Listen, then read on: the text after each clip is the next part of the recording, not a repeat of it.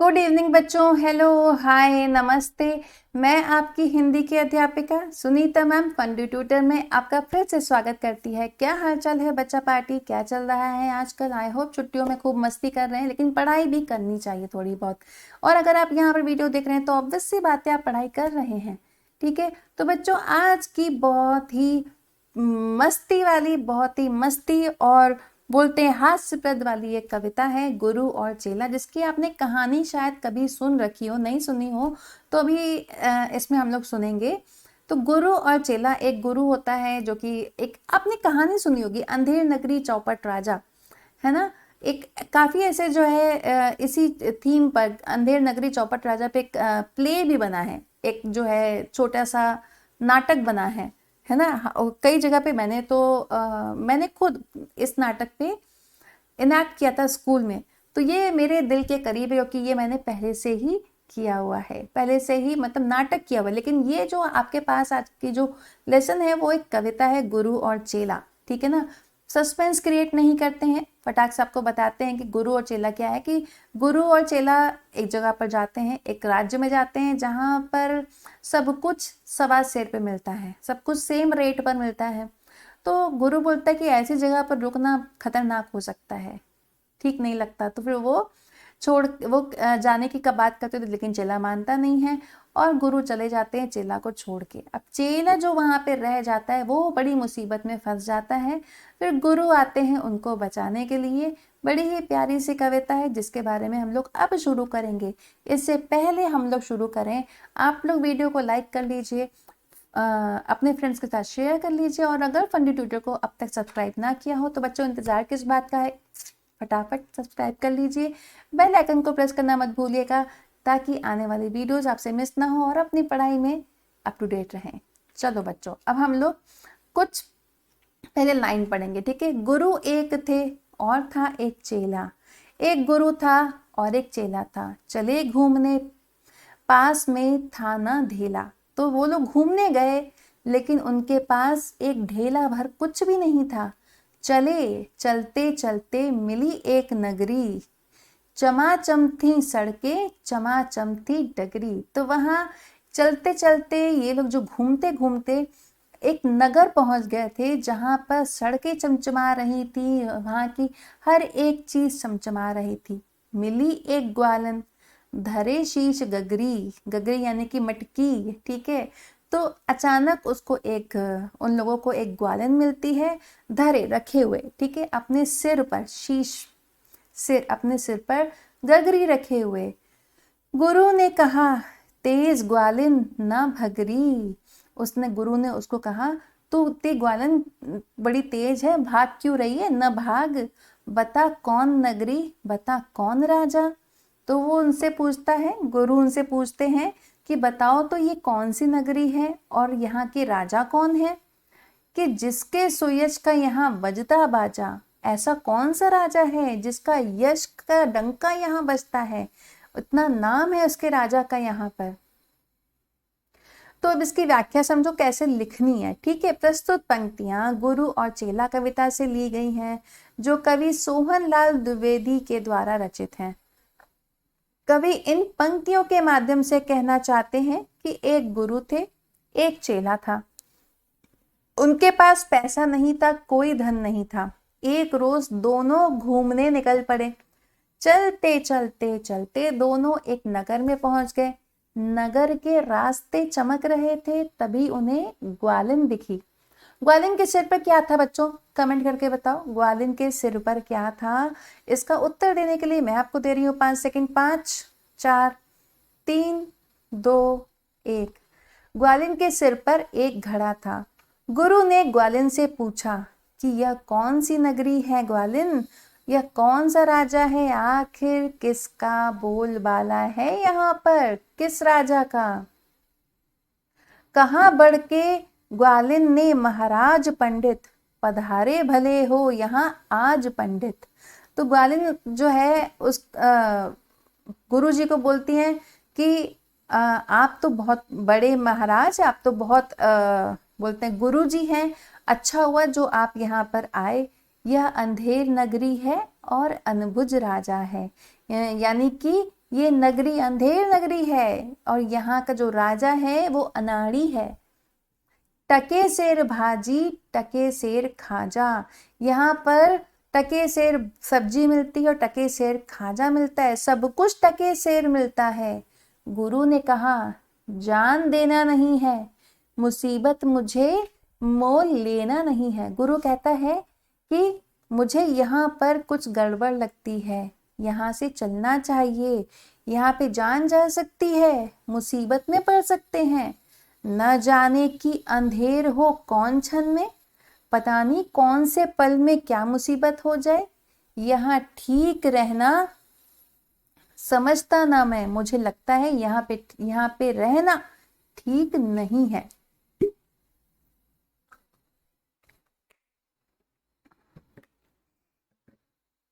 प्रस्तुत पंक्तियां गुरु और चेला कविता से ली गई हैं, जो कवि सोहनलाल द्विवेदी के द्वारा रचित हैं। कवि इन पंक्तियों के माध्यम से कहना चाहते हैं कि गुरु ने जब ग्वालिन से पूछा यह कौन सी नगरी है, यहाँ का राजा कौन है, तो ग्वालिन ने बोला महाराज पंडित, भले ही आप यहाँ आए हैं लेकिन यह अंधेर नगरी है, इसका राजा मूर्ख है, यहाँ सब कुछ टके सेर मिलता है, चाहे भाजी हो या खाजा। यह सुनकर गुरु घबरा गए, उनको लगा कि यहाँ रहना खतरे से खाली नहीं, जाने किस वक्त मुसीबत हमारे पीछे पड़ जाए। अतः गुरु का मन कहता है कि यहाँ से चले जाना ही उचित होगा। गुरु ने कहा किंतु चेला न माना, गुरु को विवश हो पड़ा लौट जाना। तो गुरु ने कहा लेकिन चेला माना नहीं और गुरु को अकेले ही लौट जाना पड़ा मजबूरी में। गुरु जी गए रह गया किंतु चेला, यही सोचता हूँगा मोटा अकेला। तो गुरु जी तो चले गए लेकिन ये जो चेला था वो रह गया, और वो जो था चेला वो अकेला था, मोटा था।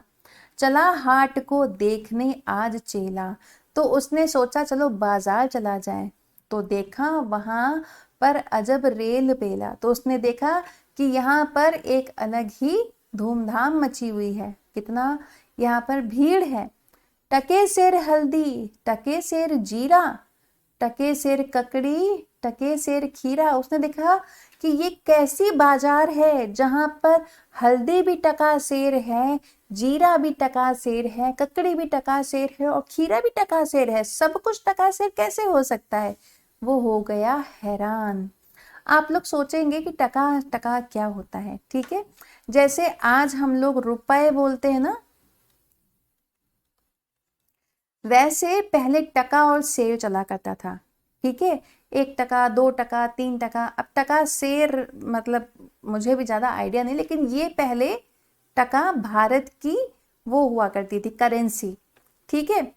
तो जैसे आज रुपए है ना, वैसे टके हुआ करती थी और बहुत सस्ती, ठीक है। आज के टाइम पे जो हैसियत 1 रुपए की है वो हैसियत वहां पर टके सेर की होती थी, ठीक है। तो 1 रुपए की हल्दी, 1 रुपए का जीरा, 1 रुपए की ककड़ी और 1 रुपए का खीरा, आज तो 1 रुपए का मिलता भी नहीं है ना। प्रस्तुत पंक्तियां गुरु और चेला कविता से ली गई हैं, जो कवि सोहनलाल द्विवेदी के द्वारा रचित है। कवि इन पंक्तियों के माध्यम से कहना चाहते हैं कि गुरु मूर्ख राजा की अंधेर नगरी को छोड़कर चलने के लिए कहता है, लेकिन चेला नहीं माना। अब अगर चेला नहीं माना तो गुरु ने क्या किया, कमेंट करके बताइए। इसका उत्तर देने के लिए मैं आपको देती हूँ 5 सेकंड। 5 4 3 2 1। चेला नहीं माना तो गुरु जी अकेले चले गए और चेले को वहीं अकेला छोड़ दिया। फिर एक दिन चेले ने सोचा कि वो कहाँ घूमने जाए, वो क्या देखने के लिए गया। इसका कमेंट करके उत्तर दीजिए कि एक दिन चेला कहाँ गया देखने के लिए। इसका उत्तर देने के लिए आपको दे रही हूँ 5 सेकंड। 5 4 3 2 1। चेला गया बाजार देखने और वहां जाकर वो हैरान रह गया कि सब कुछ टके सेर बिक रहा था, चाहे हल्दी हो, जीरा हो, ककड़ी हो या खीरा हो, सब कुछ टका सेर। टके सेर मिलती थी रबड़ी मलाई, बहुत रोज उसने मलाई उड़ाई। तो अब टके से रबड़ी मलाई भी मिलती थी और उसने खूब खाई, रोज खाई। सुनो और आगे का फिर हाल ताजा, थी अंधेर नगरी था अनबुझ राजा। तो आगे की कहानी सुनो, क्योंकि ये थी अंधेर नगरी और मूर्ख राजा। बरसता था पानी, चमकती थी बिजली। एक दिन अचानक खूब बारिश पड़ी, खूब बिजलियां गिरी चमकी। थी बरसात आई, दमकती थी बिजली। मतलब बरसात आई, इतनी बिजलियां कड़क रही थीं। गरजते थे बादल, झमकती थी बिजली। खूब बादल गरज रहे थे और बिजलियां कड़कड़ा रही थी बरसात गहरी, धमकती थी बिजली। धमकती का भी मतलब यही है कि गड़गड़ाहट होती है बिजली की। तो बरसात भी बहुत, मतलब इसका मतलब टोटल ये हुआ इन 4 लाइनों का कि खूब खूब बरसात हुई। प्रस्तुत पंक्तियां गुरु और चेला कविता से ली गई हैं, जो कवि सोहनलाल द्विवेदी जी के द्वारा रचित हैं। कवि इन पंक्तियों के माध्यम से कहना चाहते हैं कि उस मूर्ख राजा के अंधेर नगरी में सब कुछ टके सेर ही मिलता था। चेले ने खूब रबड़ी मलाई खाई। फिर क्योंकि जो है मूर्ख राजा है और उसकी अंधेर नगरी है, आगे का ताजा हाल सुनो क्या होता है। उस साल खूब बारिश हुई, खूब बिजली चमकती थी, खूब बादल गरजते थे, इतनी बारिश हुई। गिरी राज्य की एक दीवार भारी। तो राज्य की एक दीवार थी जो कि गिर गई। जहां राजा पहुंचे तुरंत ले सवारी। तो वहां पर राजा सवारी करके तुरंत पहुंचे कि भाई ये दीवार कैसे गिरी। झपट संतरी को डपट कर बुलाया। तो फटाक से संतरी को बुलाया जिसने ये दीवार बनाई थी। गिरी क्यों यह दीवार, किसने गिराया। संतरी, दीवार जिसने बनाई वो नहीं थी, संतरी उनका सैनिक था। संतरी को बुला करके उसने पूछा कि आखिरी दवाई ये दीवार किसने गिराई, क्यों गिराई। संतरी ने कहा महाराज साहब, ना इसमें खता मेरी ना मेरा कर्तव्य, कि ना तो इसमें मेरी कोई गलती है ना मैंने कोई इस पे कलाकारी करी जो ये गिर गई। यह दीवार कमजोर पहले बनी थी, इसी से गिरी। यह ना मोटी घनी थी। तो अब वो कह रहे हैं कि ये दीवार पहले से ही कमजोर बनी थी, इसीलिए गिर गई, क्योंकि ये मोटी घनी नहीं थी। तो संतरी ने खुद को बचाते हुए ऐसा कहा। प्रस्तुत पंक्तियां गुरु और चेला कविता से ली गई हैं, जो कवि सोहनलाल द्विवेदी जी के द्वारा रचित है। कवि इन पंक्तियों के माध्यम से कहना चाहते हैं कि बारिश की वजह से राज्य की दीवार गिर गई। राजा तुरंत वहां पहुंचे और किसे बुलाया। उत्तर दीजिए बच्चों कमेंट करके। इसका उत्तर देने के लिए मैं आपको दे रही हूं 5 सेकंड। 5, 4, 3, 2, 1। संतरी को बुलाया और उससे दीवार का गिरने का कारण पूछा। संतरी ने फौरन जवाब दिया कि उसकी तो कोई गलती है ही नहीं, दीवार तो पहले से ही कमजोर थी, मोटी घनी भी नहीं थी, इसीलिए गिर गई। खता कारीगर की महाराज साहब, ना इसमें खता मेरी या मेरा कर्तव्य। तो संतरी कह रहा है इसमें कारीगर की गलती है, खता गलती, मेरी कोई गलती नहीं है, ना ही मैंने कोई चालाकी करी है। बुलाया गया कारीगर झट वहां पर, बिठाया गया कारीगर झट वहां पर। तो मतलब तुरंत के तुरंत कारीगर को वहां बुलाया गया, बैठाया गया। कहा राजा ने कारीगर को सजा दो, खता इसकी है, इसको कज्जा दो। यानी कि राजा ने बोला कारीगर को सजा दो, इसे फांसी पर चढ़ा दो, सूली पर चढ़ा दो, इसकी गलती है। कहा कारीगर ने जरा की ना देरी, महाराज इसमें खता कुछ ना मेरी।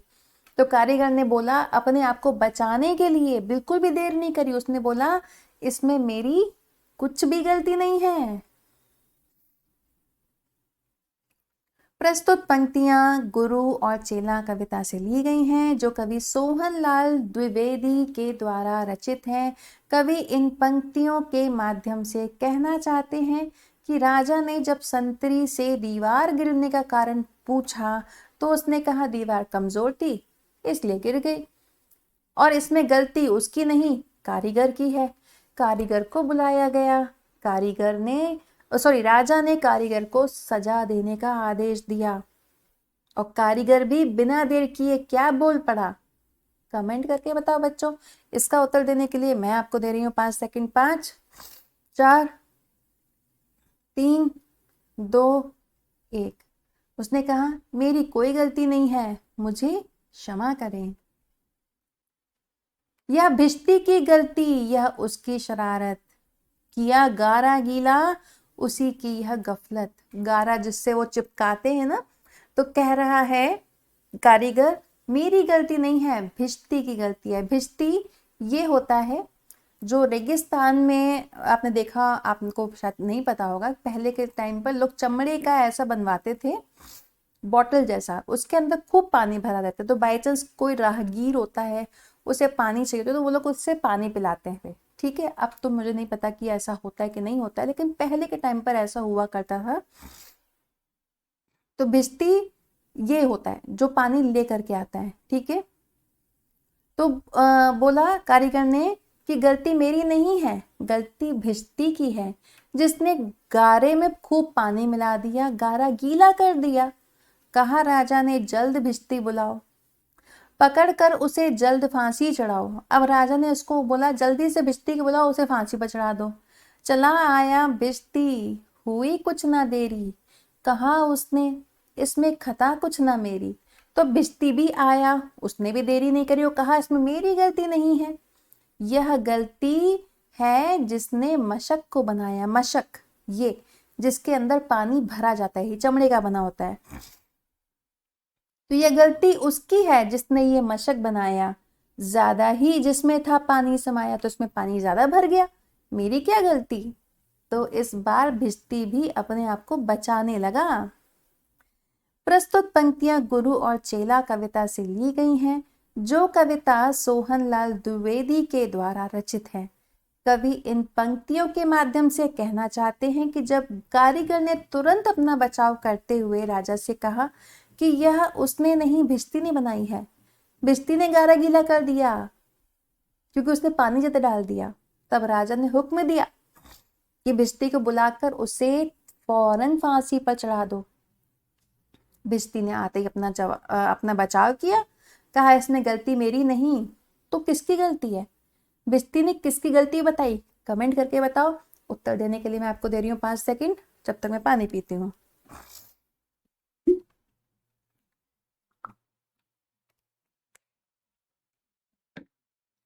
भिष्टी ने कहा इसमें गलती है मशक बनाने वाले की, उसने मशक बड़ी बना दी जिसमें पानी ज्यादा आ गया, जिसके कारण दीवार कमजोर हो गई और गिर गई।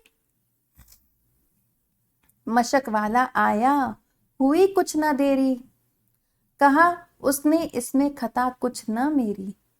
अब मशक वाला आया, उसने कहा, उसने भी देरी नहीं करी, उसने कहा मेरी गलती नहीं है, खता मतलब गलती, यह मंत्री की गलती है मंत्री की गफलत, ये मंत्री की गलती है, पूरी तरह से उनकी गलती है, उन्हीं की शरारत है, उन्हीं की हिम्मत है। बड़े जानवर का था चमड़ा दिलाया, हमको इस मंत्री ने बड़े जानवर का चमड़ा दिला दिया था, चुराया ना चमड़ा मशक को बनाया, मैंने चमड़ा चुराया नहीं, जैसा था वैसा का वैसा मैंने मशक बना दिया। बड़ी है मशक, खूब भरता है पानी, अब मशक बड़ी है तो उसमें पानी खूब भर जाता है, ये गलती ना मेरी, यह गलती बिरानी, तो ये गलती मेरी नहीं, ये गलती तो दूसरे की है, मेरी गलती तो है ही नहीं। अब इसकी व्याख्या समझते हैं। प्रस्तुत पंक्तियां गुरु और चेला कविता से ली गई हैं, जो कवि सोहनलाल द्विवेदी के द्वारा रचित है। कवि इन पंक्तियों के माध्यम से कहना चाहते हैं कि भिष्टी के कहने पर मशक वाले को बुलाया गया, उसने भी अपना बचाव करते हुए दीवार गिरने में मेरी गलती नहीं है यह कहकर मंत्री की गलती बता दी। अब मंत्री की गलती क्यों बता रहा है, इसका उत्तर आप मुझे कमेंट करके दीजिए। इसका उत्तर देने के लिए मैं आपको दे रही हूँ 5 सेकंड। 5, 4, 3, 2, 1। क्योंकि मंत्री ने उसे जानवर का पूरा चमड़ा दिलवा दिया था और उसने चमड़ा चुराया नहीं, क्योंकि जब बड़े जानवर का चमड़ा दिलाया था तो मशक भी बड़ी बन गई, और बड़ी मशक होने की वजह से उसमें पानी ज्यादा भर गया। तो इसमें मेरी गलती नहीं है, बल्कि मंत्री की गलती है। अब फंसेगा मंत्री। है मंत्री की गलती तो मंत्री को लाओ, हुआ हुक्म मंत्री को फांसी चढ़ाओ। अगर अब जो है राजा बोलते, अगर मंत्री की गलती है तो मंत्री को बुलाओ, इसको फांसी पर चढ़ाओ। चले मंत्री को लेके जल्लाद फौरन। अब मंत्री के पास अपने बचाव के लिए कुछ भी नहीं है, तो मंत्री को जल्लाद लोग चल लेके जाते हैं, चढ़ाने को फांसी। उसी दम, इसी क्षण, तो उसी समय ही तुरंत के तुरंत जो जल्लाद हैं वो मंत्री को फांसी चढ़ाने के लिए ले जाते हैं। मगर मंत्री था इतना दुबला दिखता, ना गर्दन में फांसी का फंदा था आता। तो मंत्री इतना दुबला पतला था, उसकी गर्दन भी बहुत पतली थी, तो फांसी का फंदा उसके गले में नहीं आ रहा था।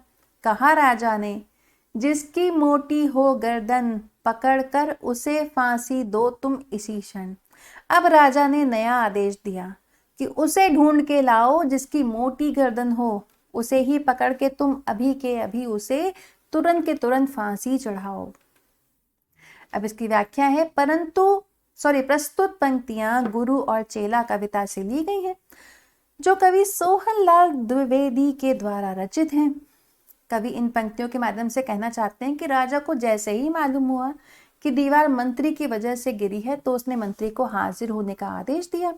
मंत्री आया तो राजा ने उसे फांसी पर चढ़ाने का फरमान दे सुनाया। जल्लाद मंत्री को उसी क्षण लेकर फांसी पर चढ़ाने के लिए गया, किंतु मंत्री काफी दुबला पतला था, उसकी गर्दन बहुत पतली थी कि फंदे में नहीं आ पा रही थी। तो अब राजा ने क्या आदेश दिया, कमेंट करके बताओ। इसका उत्तर देने के लिए मैं आपको दे रही हूँ 5 सेकंड। 5, 4, 3, 2, 1। तो मूर्ख राजा ने उसकी जगह किसी मोटी गर्दन वाले को पकड़ कर लाने के लिए कहा, ताकि उसे फांसी पर चढ़ाया जाए। देखो कितना मूर्ख राजा है कि नहीं। चले संतरी ढूंढने मोटी गर्दन, मिला चेला खाता था हलवा दनादन। तो अब क्योंकि खा खा के चेला हो गया था मोटा, तो संतरी गया मोटी गर्दन वाला ढूंढने, उसको दिखा चेला जो कि हलवा खा रहा था। कहा संतरी ने, चले आप फौरन, महाराज ने भेजा न्योता इसी क्षण। तो संतरी ने उसे बोला कि अभी आप तुरंत चलिए, क्योंकि महाराज ने आपको न्योता भेजा है अभी। बहुत मन में खुश हो चला आज चेला, कहा आज न्योता छकूंगा अकेला। तो मन ही मन में बहुत खुश हो रहा था कि आज मुझे महाराज ने बुलाया है अकेले, तो जो भी वो भोजन कराएंगे मैं वो अकेला ही खाऊंगा। मगर आके पहुंचा तो देखा झमेला, वहां तो जुड़ा था अजब एक मेला। जब वो वहां पहुंचा तो उसे सच्चाई पता चली कि यहाँ पर क्या झमेला चल रहा है, क्या प्रॉब्लम आ गई है। उसने देखा कि वहां पे बहुत सारे लोग इकट्ठे हो रखे हैं। चलो इसकी व्याख्या देखते हैं। प्रस्तुत पंक्तियां गुरु और चेला कविता से ली गई हैं, जो कवि सोहनलाल द्विवेदी के द्वारा रचित हैं। कवि इन पंक्तियों के माध्यम से कहना चाहते हैं कि राज्य के कहने पर संतरी मोटी गर्दन वाले व्यक्ति की तलाश में निकल पड़ता है। अब जब वो निकल पड़ता है तो उसने किसे देखा, संतरी ने। कमेंट करके बताओ बच्चों, संतरी ने किसे देखा। इसका उत्तर देने के लिए मैं आपको दे रही हूँ 5 सेकंड। 5, 4, 3, 2, 1। संतरी ने चेले को देखा। और चेला क्या खा रहा था बच्चों, कमेंट करके बताओ। इसका उत्तर देने के लिए मैं आपको दूंगी 5 सेकंड। 5, 4, 3, 2, 1। संतरी खा रहा था, चेला खा रहा था हलवा। अब उसको संतरी ने चेले से कहा कि महाराज ने तुमको न्योता भी दिया है।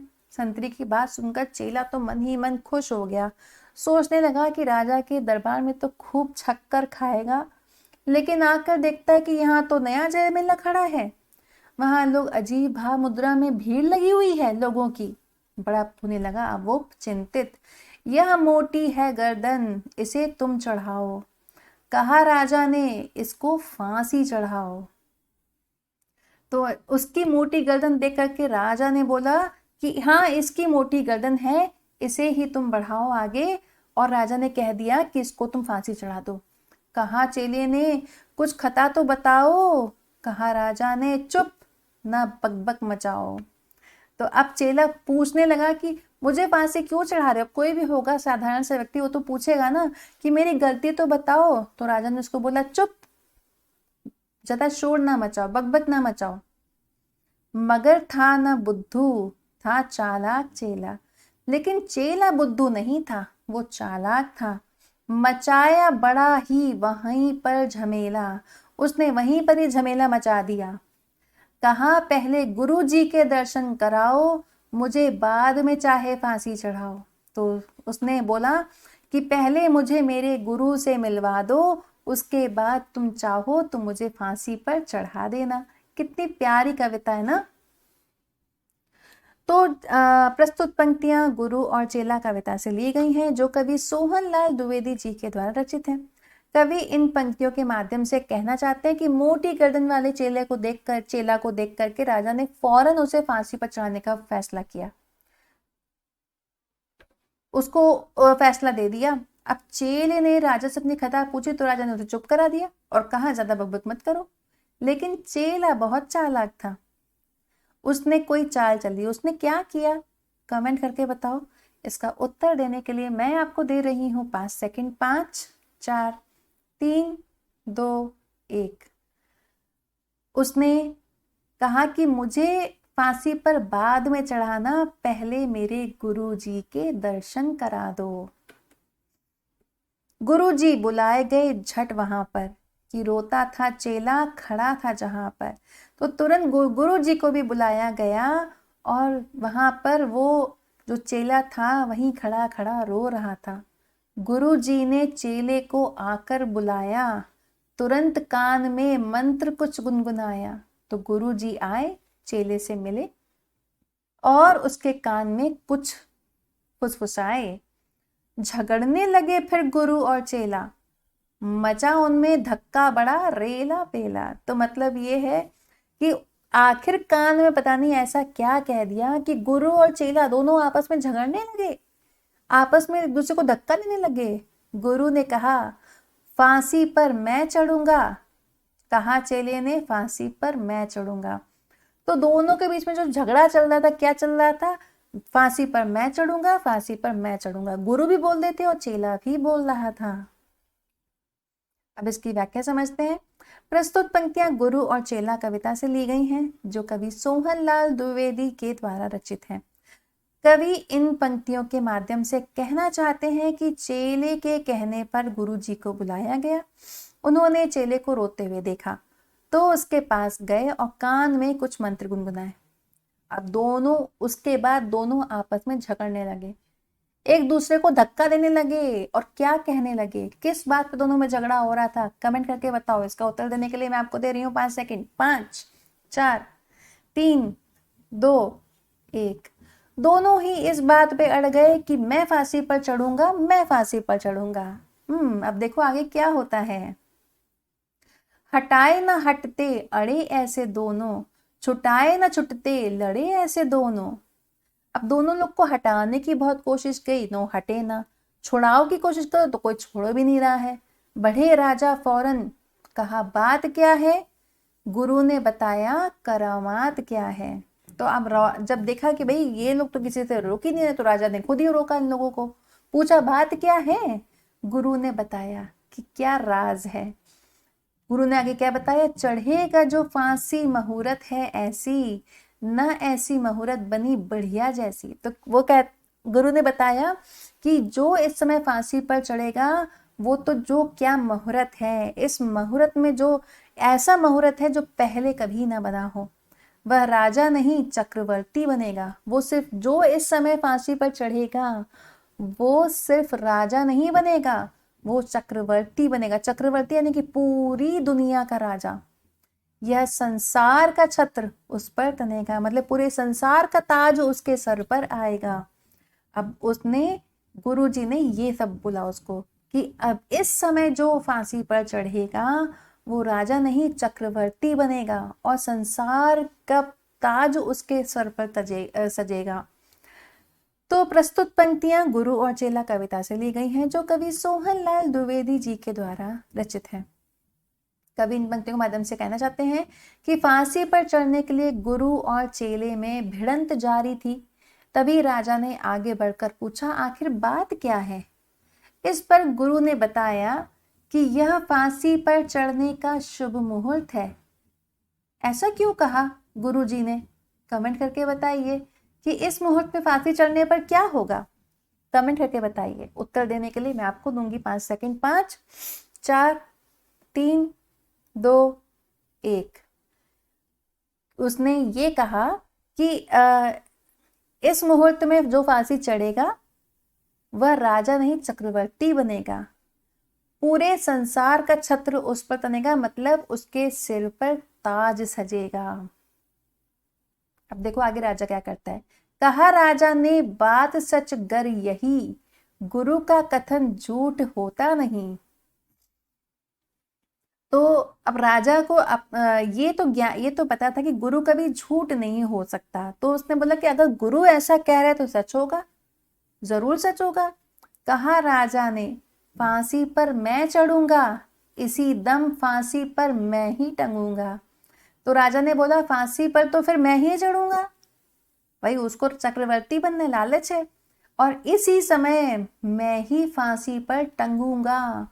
चढ़ा फांसी राजा, बजा खूब बाजा, प्रजा खुश हुई जब मरा मूर्ख राजा। तो जब अब जो है उसने आदेश दिया तो भाई जल्लादों ने उनको चढ़ा दिया फांसी पर और वो मर गया। तो जब वो मर गया तो ऐसे मूर्ख राजा के मरने पर पूरी प्रजा बहुत खुश हुई, बहुत खुश हुई। सब और ढोल बाजे बजने लगे।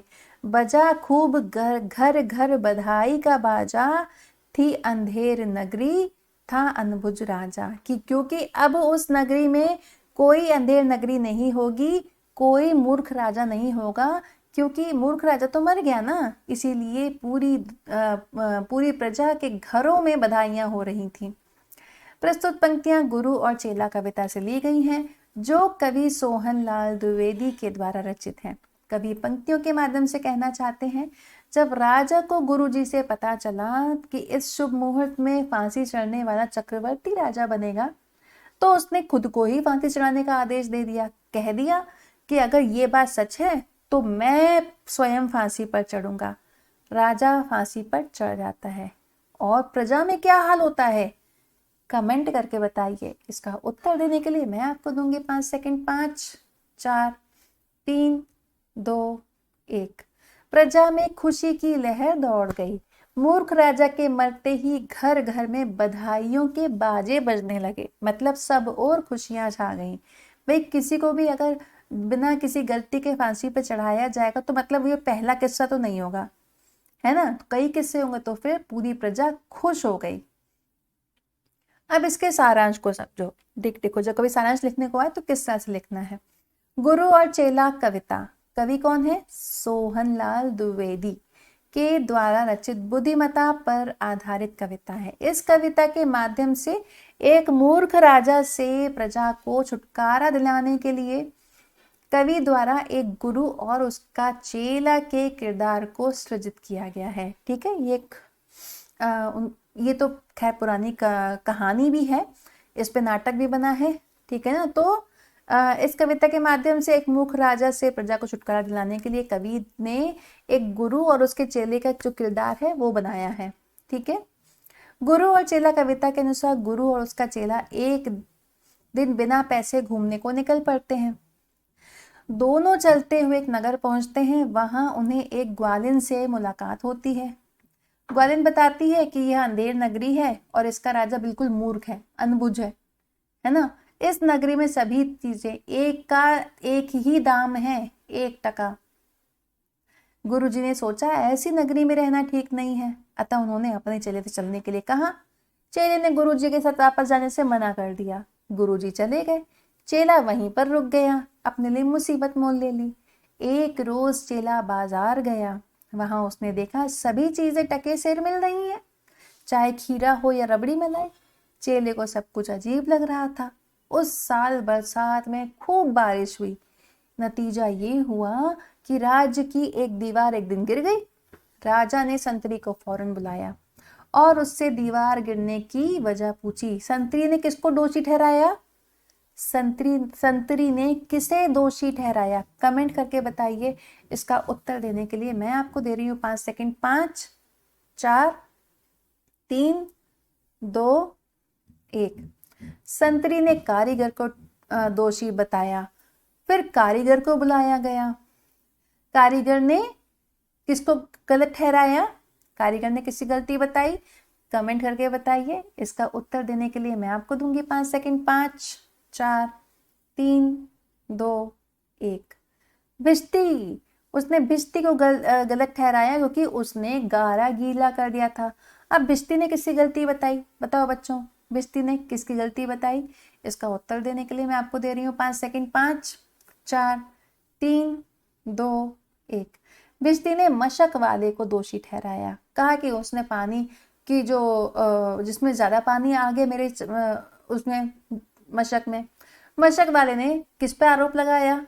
कमेंट करके बताओ। 5 सेकंड दे रही हूँ। 5, 4, 3, 2, 1। मशक वाले ने मंत्री पर आरोप लगाया कि उसने बड़े जानवर का चमड़ा दिला दिया था और उसने कुछ भी चुराया नहीं था चमड़े का, तो उसने जो भी था, जितना भी चमड़े का उसने दिया, मैंने उसका वो मशक बना दिया। मशक वाले तत्काल मंत्री को बुलाया गया। अब उसने अपने बचाव में वो कुछ नहीं बोल सका। मंत्री को फांसी का हुक्म दे दिया राजा ने। जल्लाद उसे फांसी पर चढ़ाने लगा। लेकिन फिर क्या हुआ? कमेंट करके बताओ। इसका उत्तर देने के लिए मैं फिर आपको दे रही हूँ 5 सेकंड। 5, 4, 3, 2, 1। लेकिन मंत्री इतना दुबला पतला था, उसे गर्दन इतनी पतली थी कि फांसी का फंदा आ ही नहीं रहा था। अब अपनी मूर्खता का नमूना पेश करते हुए राजा ने आदेश दिया कि जिसकी मोटी गर्दन हो पकड़ कर लाओ और उसे फांसी पर चढ़ा दो। किसे पकड़ के लाए वो लोग? कमेंट करके बताइए। इसका उत्तर देने के लिए मैं आपको दे रही हूँ 5 सेकंड। 5, 4, 3, 2, 1। चेले को बुलाया गया। संतरी मोटी गर्दन वाले की तलाश में निकल पड़े। अचानक उन्हें चेला दिख गया। उसकी गर्दन मोटी थी। संतरी ने चेले को पकड़कर राजा के सामने पेश किया। राजा ने उसे फांसी पर चढ़ाने का हुक्म दे दिया। बेचारा चेला भारी मुसीबत में फंस गया, मगर उसने अपनी चालाकी का उदाहरण पेश करते हुए क्या कहा? कमेंट करके बताइए। इसका उत्तर देने के लिए मैं आपको दूंगी 5 सेकंड। 5, 4, 3, 2, 1। तो उसने कहा कि मुझे बेशक तुम फांसी पर चढ़ा देना, लेकिन पहले गुरुजी के दर्शन करा दो। गुरुजी को बुलाया गया। गुरुजी चेले के कान में कुछ बोले और फिर दोनों आपस में झगड़ने लगे। किस बात पर झगड़ने लगे भाई? दोनों गुरु चेला झगड़ने लगे। कमेंट करके बताइए। इसका उत्तर देने के लिए मैं आपको दूंगी 5 सेकंड। 5, 4, 3, 2, 1। दोनों ही फांसी पर चढ़ने के लिए लड़ने लगे। राजा कुछ देर तक तो देखने लगा, फिर उसने दोनों को अपने पास बुलाया, झगड़े का कारण पूछा। तो गुरुजी ने बोला कि यह बहुत ही शुभ मुहूर्त है। इस शुभ मुहूर्त में जो फांसी पर चढ़ेगा वो राजा नहीं, चक्रवर्ती बनेगा। संसार का छत्र उसके सिर पर तनेगा। तभी मूर्ख राजा बोल पड़ा, अगर ऐसी ही बात है तो मैं फांसी पर चढ़ूंगा। और राजा को फांसी पर चढ़ा दिया गया और उसके चढ़ने के बाद प्रजा में खुशी की लहर दौड़ गई। आखिरकार प्रजा को एक मूर्ख राजा से मुक्ति मिल ही गई। कितनी अच्छी कविता थी ना बच्चों। आई होप आप लोगों ने आज की कविता, इसका भावार्थ, इसका सारांश सब एंजॉय किया होगा, सब समझा होगा। अगर इसके किसी भी शब्द में, किसी भी अर्थ में, किसी भी वाक्य में, कोई भी एक्सप्लेनेशन में कोई भी कंफ्यूजन हो तो आप मुझसे कमेंट करके पूछ सकते हैं। अगर आपको मुझसे इसके नोट्स चाहिए तो आपको मुझे कमेंट करके बताना होगा, तभी आपको नोट्स मिल पाएंगे। आगे कौन सा लेसन लेकर के आऊँ तो वो भी आप मुझे कमेंट करके बताइए, तो वो मैं आपके लिए लेकर के आऊँगी। अगर आपको मुझसे 1-to-1 ट्यूशन चाहिए तो डिस्क्रिप्शन में दिए गए कॉन्टैक्ट नंबर पर कॉन्टैक्ट करें। और अगर आपको कोई डाउट है तो आप मुझसे कमेंट करके पूछ सकते हैं। आज के लिए इतना ही, मिलेंगे अब कल नए टॉपिक के साथ में। ठीक है बच्चों, तब तक आप लोग अपना ध्यान रखना। Bye bye, take care.